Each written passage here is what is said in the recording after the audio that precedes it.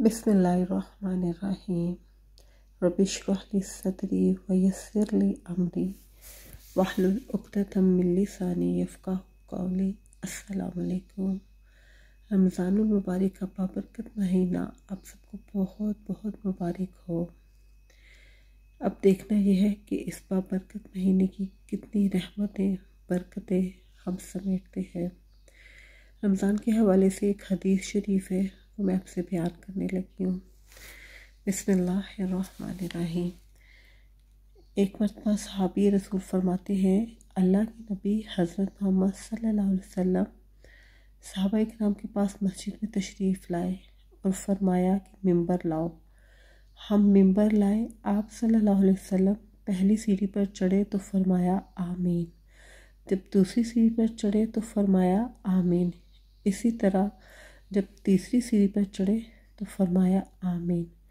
जब अल्लाह के रसूल सल्लल्लाहु अलैहि वसल्लम मिंबर से नीचे तशरीफ़ लाए तो सहाबा ने अर्ज़ किया, या रसूलुल्लाह सल्लल्लाहु अलैहि वसल्लम, आज हमने आपसे ऐसी बात सुनी है जो इससे पहले कभी नहीं सुनी।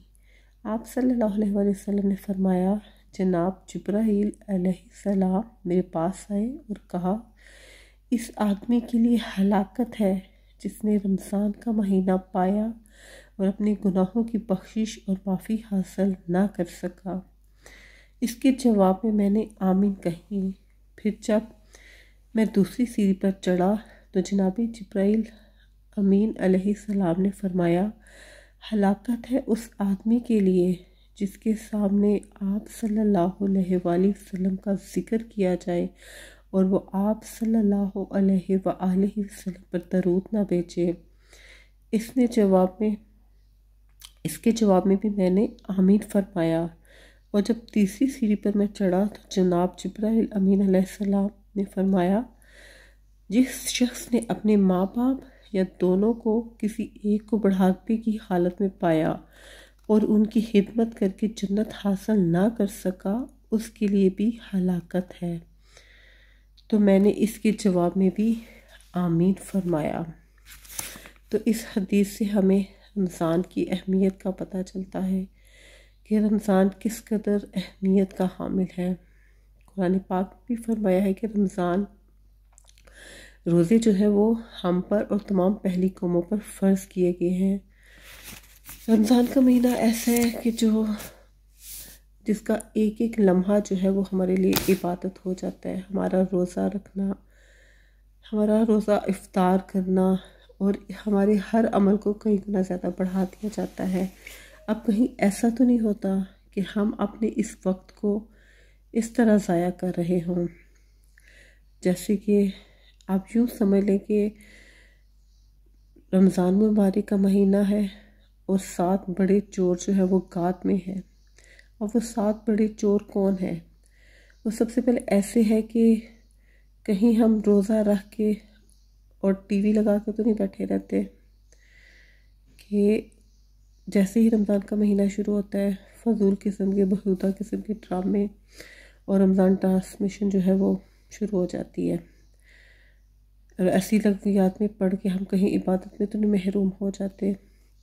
ये नहीं मैं कह रही कि हम हर वक्त वही होता है, कुछ दीन की बातें भी वो बताते हैं टीवी पे, लेकिन इतना हिस्सा दीन का नहीं होता जितनी लग़्वियात का होता है। तो हम कहीं उसमें तो नहीं मसरूफ़ रहते। दूसरा ये कि कहीं हम बाज़ारों में तो नहीं फिरते रहते। भाई रमज़ान का महीना है, रमज़ान आने वाला है, रमज़ान से हफ़्ता पहले ही ख़वातीन की बाज़ारों में चक्कर लगना शुरू हो जाते हैं और एंड तक ईद तक वो चक्कर लगते ही रहते हैं। इसमें ना सिर्फ हमारा वक्त ज़ाया होता है बल्कि हमारा पैसा भी जो है वो ज़ाया होता है। और दूसरा ये कि कहीं ऐसा तो नहीं है कि हम अपना ज़्यादातर वक्त किचन में गुजारें। रमज़ान शरीफ है ना, रोज़ा रखा होता है बच्चों ने, तो मुख्तलिफ़ किस्म के पकवान और रेसिपीज़ में पढ़ के हम तिलावत कुरान और ज़िक्र से महरूम हो जाते हैं। चेक करने की ज़रूरत है। जितना ये तो अब मेडिकल साइंस भी कहती है कि हम जितना सादा हम अपनी सहरी अफ्तारी रखेंगे उतना ही ये चीज़ हमारी सेहत के लिए महफूज बेहतर है। ये कि हम इसमें तो नहीं लगे रहते कि हम खास तरह की सहरी तैयार करें, खास तरह की अफ्तारी तैयार करें और इसमें पढ़ के हम तहज्जुद, नवाफिल और ज़िक्र से महरूम रह जाए। ऐसे तो नहीं होता। फिर ये कि चलो ठीक है, हम हमारा ये सड़क, हम बाज़ारों में भी नहीं जा रहे, हम किचन में भी अपना वक्त इतना ज़ाया नहीं कर रहे। कहीं ऐसा तो नहीं कि हम इंटरनेट में बिज़ी रहते हैं, फेसबुक में, यूट्यूब में, इंस्टा पे रोज़ा रखा हुआ है, हर वक्त इबादत तो नहीं ना की जा सकती। चलो, लेकिन अगर आप गौर करें तो अगर आप फेसबुक पे बिज़ी है, इंस्टा पे बिज़ी है, वट एवर इंटरनेट में किसी भी चीज़ में बिज़ी है, आपको पता ही नहीं चलता, आपके 2-3 घंटे फुर से उड़ जाते हैं। लेकिन रमज़ान की अहमियत का अंदाज़ा आप इससे लगाएं कि अल्लाह के नबी ने फरमाया हलाकत है उस शख्स के लिए जिसने रमज़ान का महीना पाया और अपने गुनाहों से बख्शिश हासिल ना की। मुख्तलिफ इंटरनेट की गेमों में हम अपना वक्त ज़ाया करते रहते हैं। इसमें ज़्यादातर जो होती है वो यंग जनरेशन इन्वॉल्व होती है। बुज़ुर्ग तो फिर भी इबादत कर लेते हैं, उन्हें एहसास होता है, लेकिन यंग जनरेशन जो होती है वो क्या करती है, खाना खा के तो बदे रुदे नमाज़ पढ़ ली, कुरान पढ़ लिया और बस फिर इंटरनेट गेमों में मसरूफ़ हो जाती है, क्योंकि स्कूल कॉलेज की भी टाइमिंग जो है वो महदूद हो जाती है। तो फिर इसके बाद क्या होता है कि या तो फिर सोते रहते हैं, सहरी की है, नमाज़ पढ़ी है, सो के। अक्सर लोग तो नमाज भी नहीं पढ़ते, लेकिन अल्लाह के नबी ने फरमाया है, कहने वाले जिब्राइल अमीन अलैहिस्सलाम है और आमीन करने वाले अल्लाह के नबी हैं। तो इसमें कोई शक नहीं रह जाता, राई बराबर भी कोई शक नहीं है कि हलाकत है ऐसे आदमी के लिए जिसने रमज़ान का महीना पाया और अपनी बख्शिश और मग़फ़िरत ना करवाई। ये जो ज़िंदगी है ना, ये गुज़रती जा रही है, इसने रुकना नहीं है। इस ज़िंदगी को हमें इन फजूलियात में पढ़ के ज़ाया नहीं करना। और ख़ास तौर पर ये जो रमज़ान का महीना है, रमज़ान में शैतान तो कैद होता है, ये सब हमारा नफ्स होता है जो हमसे करवा रहा होता है। और बड़े बड़े हीले बहाने होते हैं नफ्स के पास, अभी थोड़ी देर सो लो, अभी इतनी इबादत की है, अभी ये कर ले, ये सहरी बनाना, अफ्तारी बनाना, ये भी तो इबादत है। हाँ ठीक है, ये भी इबादत है, लेकिन इस इबादत को इतना ज़्यादा ऐसे कर लेना खाने पे पीने वाली कि वो जो असल जो है, जो असल रूह है, उससे दूर हो जाना, ये कहीं पे नहीं है। फिर ये कि हर इंसान ने अपने कोलो फेल का जो है ना जवाब खुद देना है, मेरी बात का हिसाब मैंने खुद देना है, इसी तरह आपने अपनी बात का हिसाब खुद देना है। तो सबसे पहले हमें खुद अपने आप को ठीक करने की ज़रूरत है। वहाँ पे अल्लाह ताला कोई एक्सक्यूज़ नहीं सुनेंगे, वहाँ पे कोई हर मामला जो होगा वो बड़े इंसाफ के तराजू में तोल के होगा। फिर ये कि ये जो वक्त है, ये फरागत है, ये तोहफ़ा है हमारे लिए, ये इनायत है अल्लाह ताला की तरफ से। हम रमज़ान की कदर वैसे नहीं करते जैसे करनी चाहिए। इसको आप इस तरह समझ लें, जब ब्रांड पे सेल लगती है 50%, 70%, तो ज़रा देखें हम ख़वातीन का क्या हाल होता है। हर कोई उस वक्त नहीं है कोई सोचता मेरे बच्चों की पढ़ाई डिस्टर्ब हो रही है, मेरे बच्चे छोटे हैं, मुझे किचन में जाना है।